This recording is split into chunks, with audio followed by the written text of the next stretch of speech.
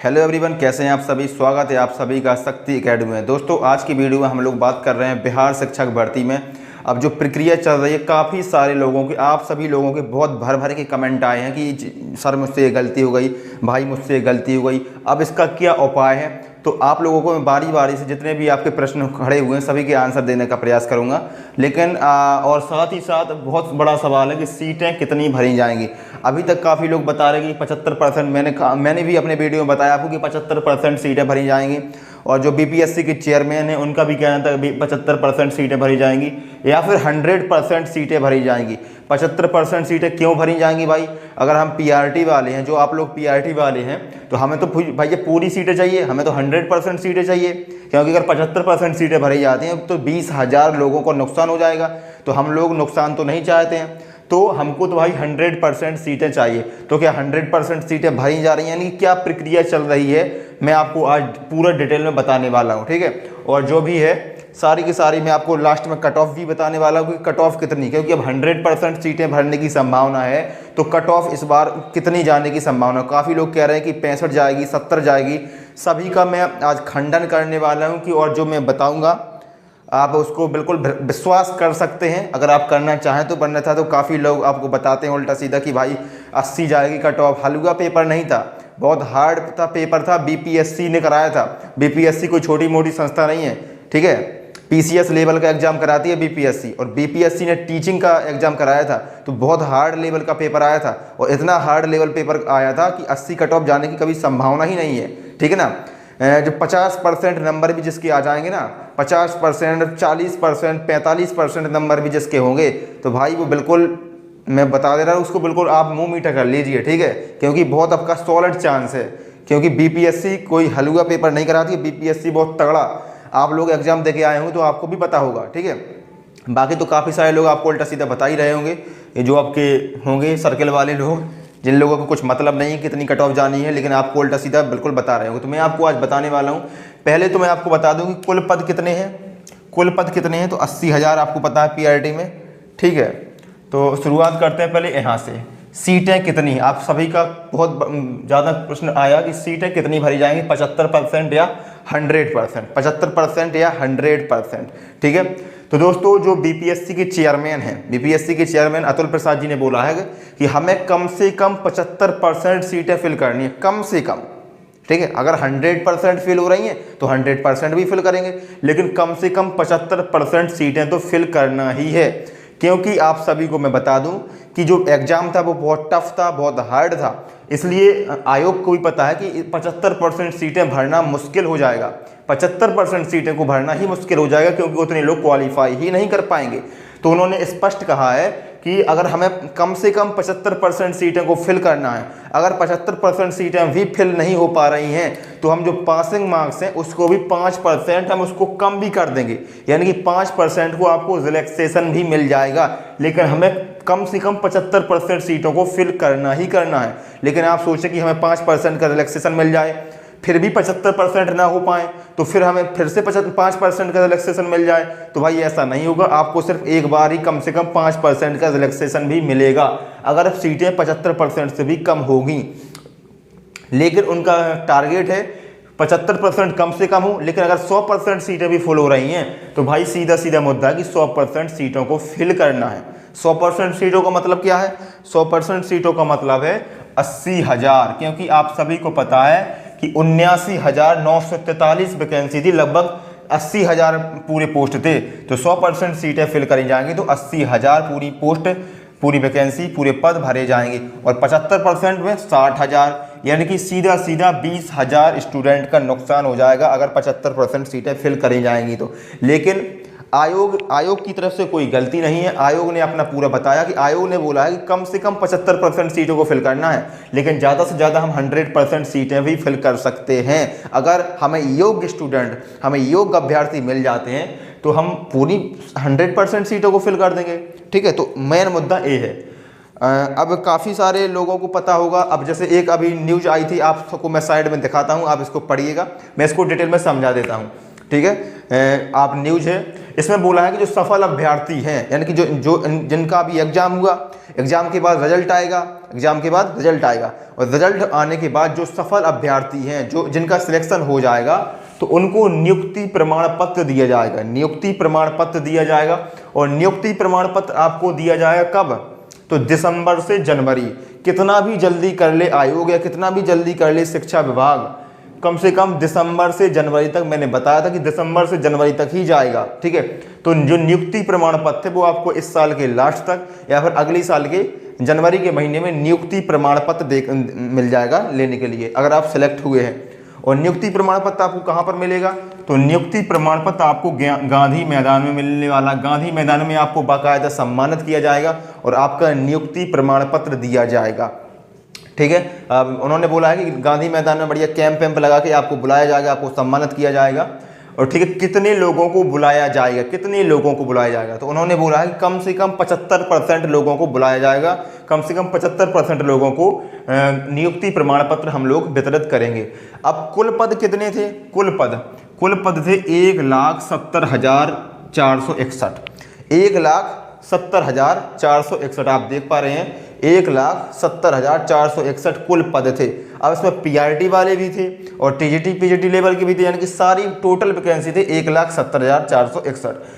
तो उन्होंने बोला है कि इतने में से, इतने तो 100% थे, इतने में से कम इतने लोगों को, यानी कि 1,32,000 लोगों को हम लोग नियुक्ति प्रमाण पत्र देंगे। क्यों भाई? बकाया स्टूडेंट को क्यों नहीं देंगे? तो मैं आपको बता दूं, क्योंकि बकाया स्टूडेंट सफल ही नहीं हो पाएंगे। क्योंकि भाई इतने ही पद भर जाए, 1,32,000 पद भरना ही बहुत तगड़ी चीज़ हो जाएगी। क्योंकि भाई आप लोगों को पता है कि टीजीटी पीजीटी में तो भाई पूरी वैकेंसी भरने की संभावना ही नहीं है, टीजीटी पीजीटी में तो पूरी वैकेंसी भरने की संभावना ही नहीं, क्योंकि उनको योग्य स्टूडेंट ही वहाँ पर नहीं मिले हैं। वहाँ पर आपको काफ़ी सारे उनकी जो कंडीशन है वो फुलफिल नहीं कर पाई हैं या फिर वो क्वालिफाई ही नहीं कर पाए हैं। तो टीजीटी पीजीटी की काफ़ी सारी वैकेंसीज खाली रहने वाली है, और वैकेंसी खाली रहने का मतलब कि 70,000 का 32,000 तक ही आप लोग, मतलब 32,000 तक ही आपकी जो सीटें हैं, पोस्ट हैं, वो फिल हो पाएंगी।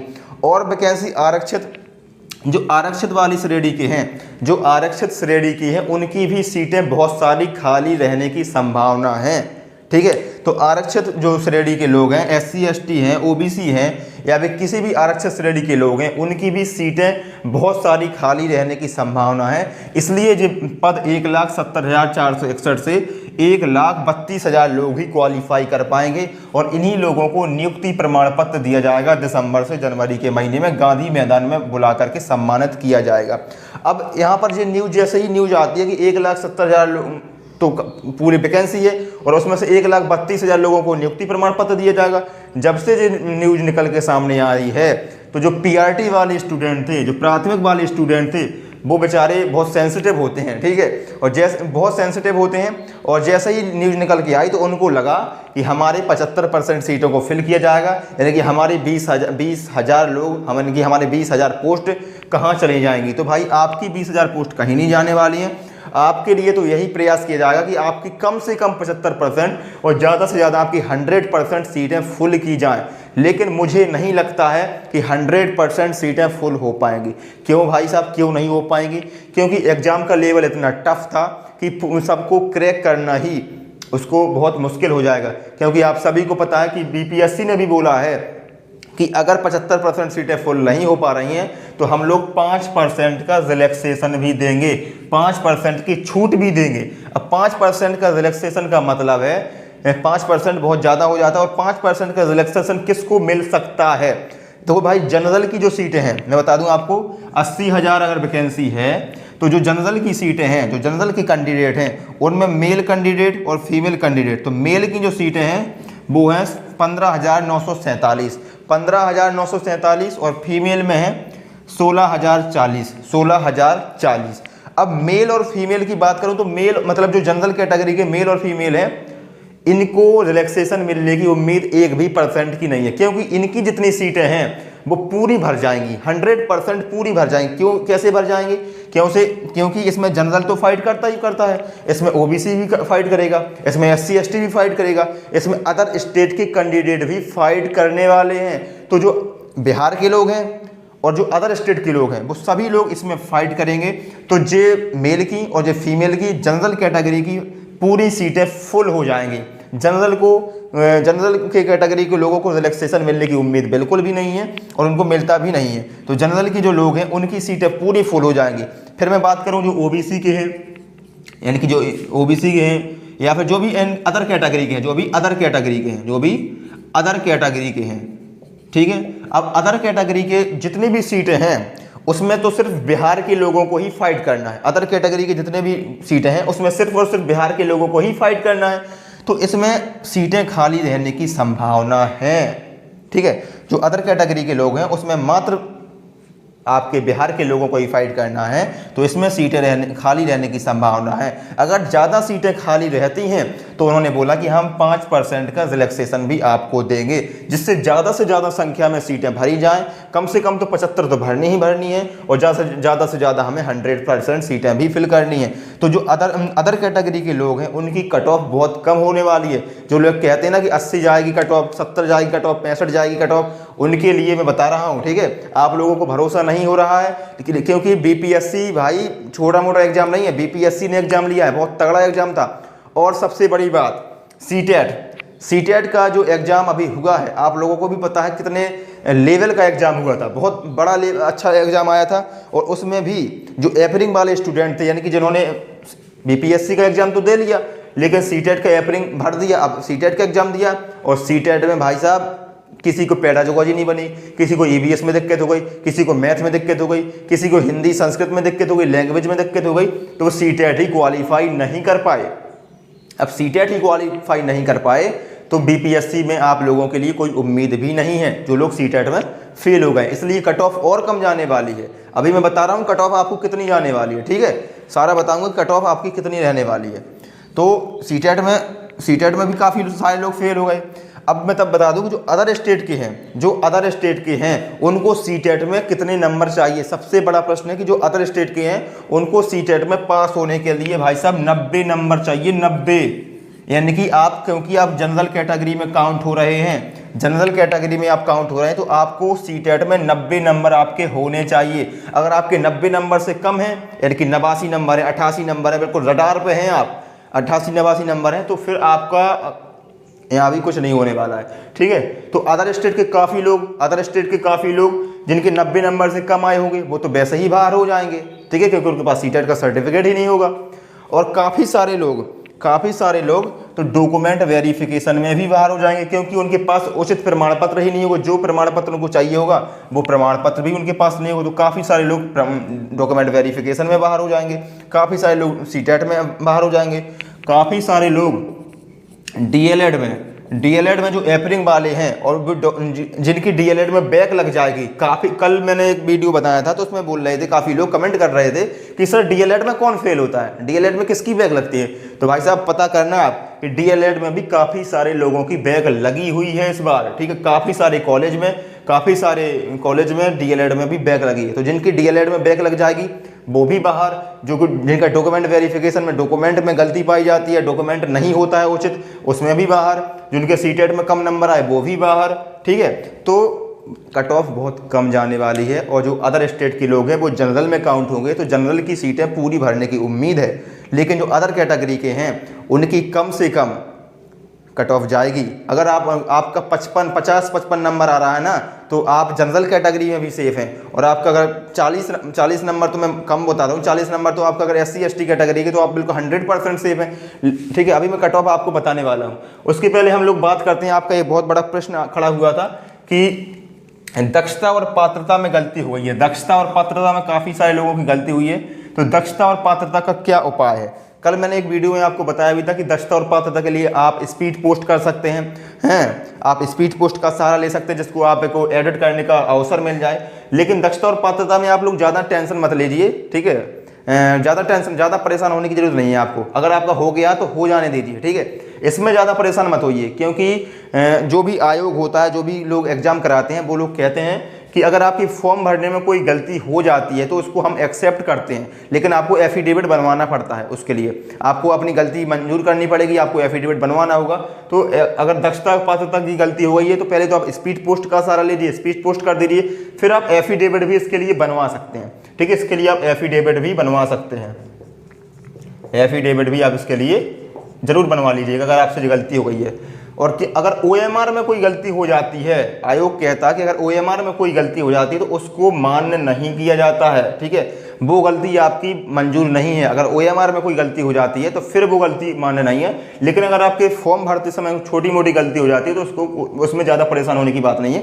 इसके लिए आप एफिडेविट बनवा लीजिए, जिससे आपका काम चल जाएगा। ठीक है, और कोई क्वेश्चन हो तो आप कमेंट में ज़रूर बताइएगा। और मैं जो आपकी कल आंसर की भी आई है तो उसमें आप चैलेंज भी कर सकते हैं। जो क्वेश्चन आपको चैलेंज करना है 18 से 20 तारीख तक उसको आप चैलेंज कर सकते हैं।